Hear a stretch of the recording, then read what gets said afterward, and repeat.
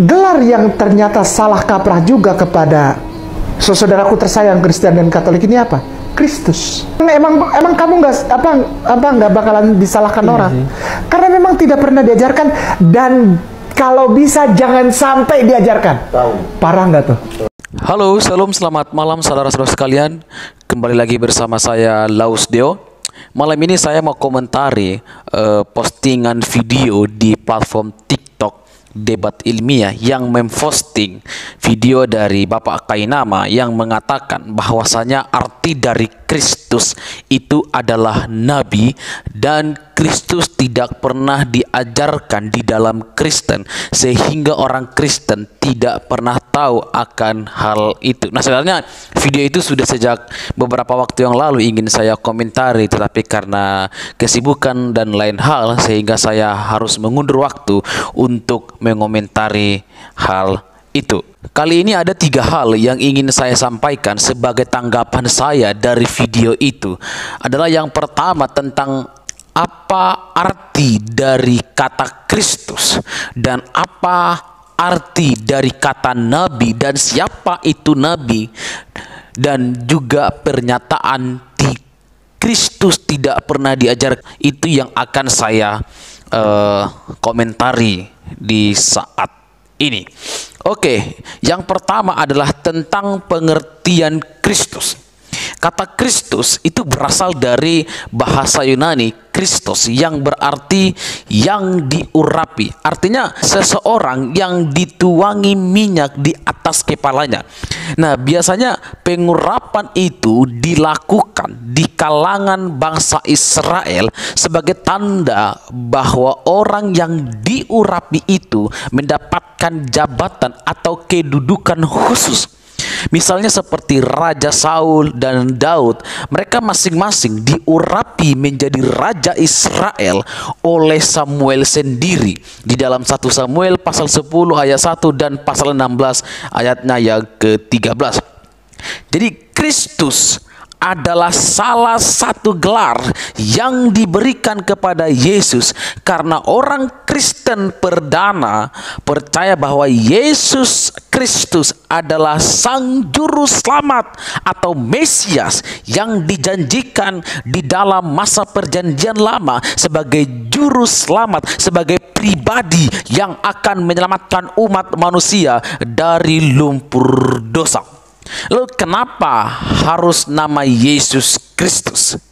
Umat Kristen menyebut Yesus sebagai Mesias atau Kristus karena mereka percaya bahwa hanya Yesus Kristus lah satu-satunya yang akan menyelamatkan mereka, dan hanya Yesus Kristuslah yang dinanti-nantikan, yang dinubuatkan di dalam Alkitab Perjanjian Lama dan yang digenapi di dalam Kitab Perjanjian Baru di Yohanes pasal 4 ayatnya yang ke-25 sampai ayatnya yang ke-26. Oke.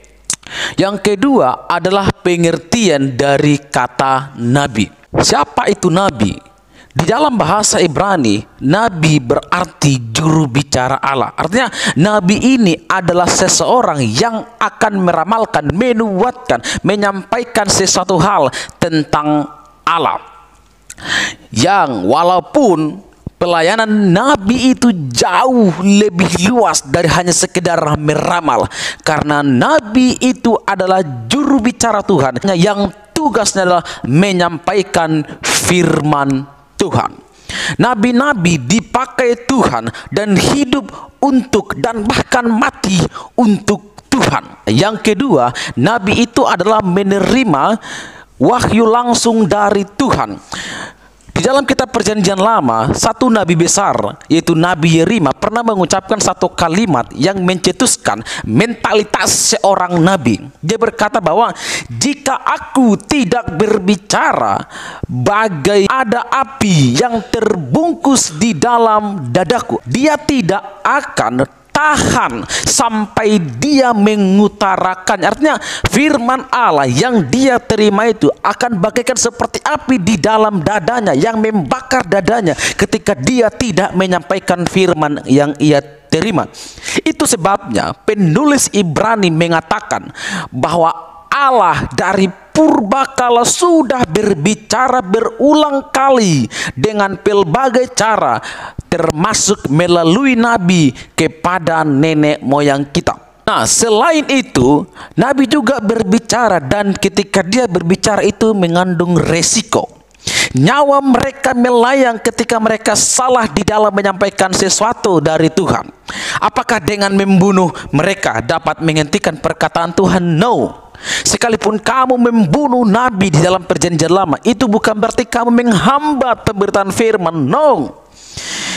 Karena firman Tuhan itu kekal adanya. Langit dan bumi akan berlalu, tetapi firman Tuhan akan tetap tinggal, tetap sampai selama-lamanya. Lalu adakah dasarnya nabi-nabi itu berkata-kata, atau apa yang menjadi dasar bagi para nabi untuk berkata-kata? Yang pertama, dasar mereka adalah panggilan. Tidak ada satu orang nabi pun yang tidak jelas akan panggilannya. Artinya karena panggilan Tuhan adalah sumber dan dasar seseorang untuk mengikut Tuhan dengan tekun, dengan setia, bahkan sampai mati, tanpa memperhitungkan untung rugi, mati, hidup, sehat atau sakit dirinya sendiri. Kedua, otoritas Tuhan. Otoritas Tuhan ini adalah merupakan sesuatu hal, tanda yang sangat penting sekali. Di dalam kekristenan, orang bisa saja berbicara, tetapi jika dia tidak mempunyai otoritas, gereja itu akan menjadi suam. Perhatikan ketika berbicara tentang doktrin. Doktrin boleh benar, tetapi api urapan kuasa otoritas yang mendampinginya lebih penting dibandingkan hal-hal lain. Hal yang kedua ini juga lah yang dimiliki oleh para nabi, sehingga mereka berkata-kata, itu menyampaikan firman Allah. Itu sebabnya para nabi menyadarkan diri mereka kepada panggilan Tuhan, pada otoritas Tuhan, pada firman yang langsung mereka terima dari Tuhan, dan mereka berkata-kata dengan berani.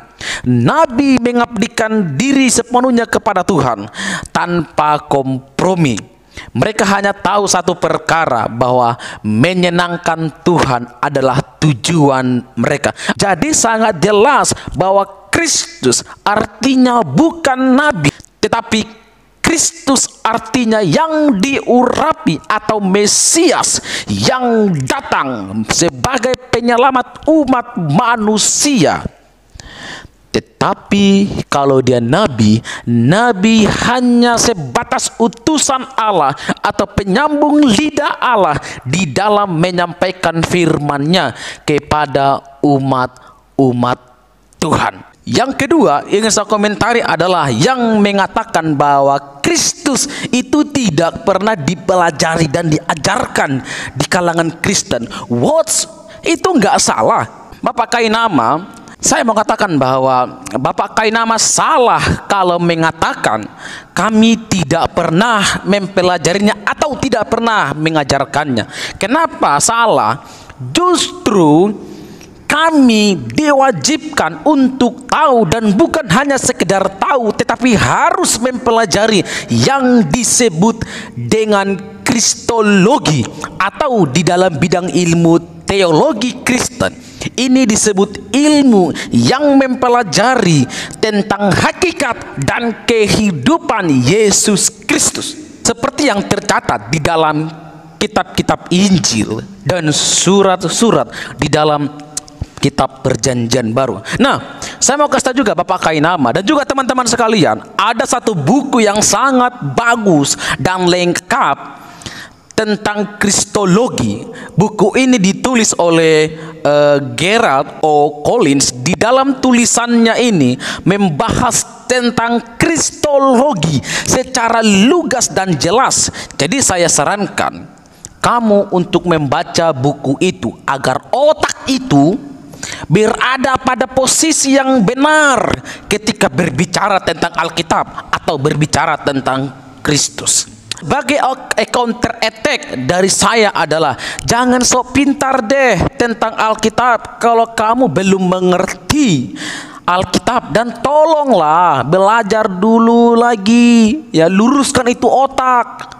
Dan buat saudara-saudara, khususnya yang Kristen ya, yang Kristen, saya mau katakan, jangan sembarang jajan dari sosial media, apalagi itu berhubungan dengan doktrin atau denyut jantung kekristenan.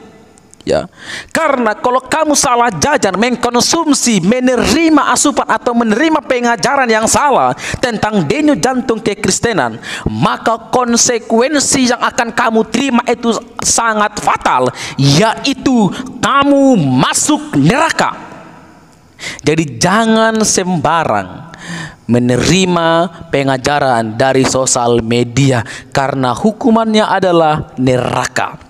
Jadi oleh sebab itu, pandai-pandailah di dalam menggunakan sosial media, apalagi ingin mencari tahu tentang Yesus Kristus.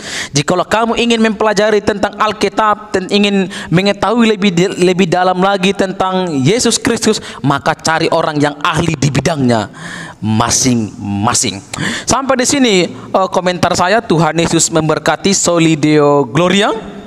Salam dari Laus Deo. Tuhan Yesus memberkati.